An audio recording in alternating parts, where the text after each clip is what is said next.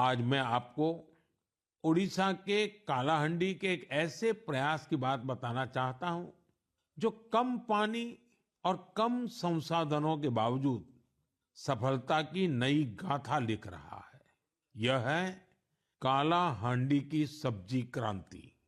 जहां कभी किसान पलायन करने को मजबूर थे, वहीं आज कालाहांडी का गोला मुंडा ब्लॉक एक वेजिटेबल हब बन गया है। यह परिवर्तन कैसे आया? इसकी शुरुआत सिर्फ 10 किसानों के एक छोटे से समूह से हुई। इस समूह ने मिलकर एक एफपीओ किसान उत्पाद संघ की स्थापना की, खेती में आधुनिक तकनीक का इस्तेमाल शुरू किया और आज उनका ये एफपीओ करोड़ों का कारोबार कर रहा है। आज 200 से अधिक किसान इस एफपीओ से जुड़े हैं, जिनमें 45 महिला किसान भी हैं। ये लोग मिलकर 200 एकड़ में टमाटर की खेती कर रहे हैं, 150 एकड़ में करेले का उत्पादन कर रहे हैं। अब इस एफपीओ का सालाना टर्नओवर भी बढ़कर 1.5 करोड़ से ज्यादा हो गया है। आज कालाहांडी की सब्जियां न केवल ओडिशा के विभिन्न जिलों में बल्कि दूसरे राज्यों में भी पहुंच रही है और वहां का किसान अब आलू और प्याज की खेती की नई तकनीकें सीख रहा है। साथियों, कालाहांडी की यह सफलता हमें सिखाती है कि संकल्प शक्ति और सामूहिक प्रयास से क्या नहीं किया जा सकता।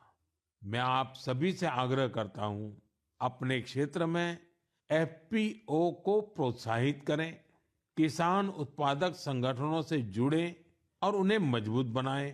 याद रखिए, छोटी शुरुआत से भी बड़े परिवर्तन संभव है।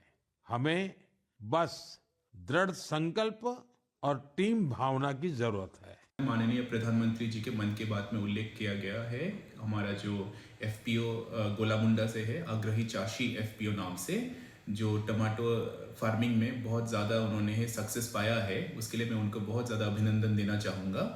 तो उन्होंने 200 फार्मर्स, जिसमें से करीब 45 हमारे महिलाएं हैं, उन्होंने 1.5 करोड़ का जो हमारा अभी टर्नओवर दिखाया है 10 एकड़ का लैंड में टोमेटो फार्मिंग में। तो ये हमारे अंचल के लिए बहुत ज़्यादा एक कीर्तिमान स्टोरी होके आया, उभर के आया है। तो हमने देखा है कि जैसे एग्रीकल्चर हमारे लिए 2 टाइम्स मोर इफेक्टिव है कि इंडस्ट्री में कोई ग्रोथ हो हमारा पॉवर्टी रिडक्शन में। तो ये हमारे लिए गोलामुंडा जो है वो हमारे लिए एक सबसे ज़्यादा ड्रॉट प्रोन एरिया है। वहाँ पे इन किसानों ने हमारे जो अभी जो state of the art techniques है, जैसे ड्रिप इरिगेशन है, मल्चिंग है, ऑर्गेनिक फार्मिंग का जो पद्धति है, ये सारे को अपनाया है ये सफलता पाने के लिए। उसमें हमारे जो डिपार्टमेंट्स है और जो प्रशासन है, उन्होंने भी काफ़ी ज़्यादा उनका सहयोगिता किया है। जैसे कि हमारा एक्सपोजर विजिट के लिए उनको बहुत सारे जगह पे भेजा गया है, ट्रेनिंग के लिए दिया गया है। उसके साथ साथ हमारा उनको फाइनेंशियल हेल्प या फिर सब्सिडी स्कीम भी दिया गया है। पीएम जैसे कि हमारा कृषि सिंचाई योजना है, उसमें से भी हमारा ये माइक्रो इरिगेशन या ड्रिप इरिगेशन के लिए उनको सहायता दिया गया है। तो ये एक टीम एफर्ट का जो कोऑर्डिनेटेड एफर्ट है, उसका ही एक एग्जाम्पल है।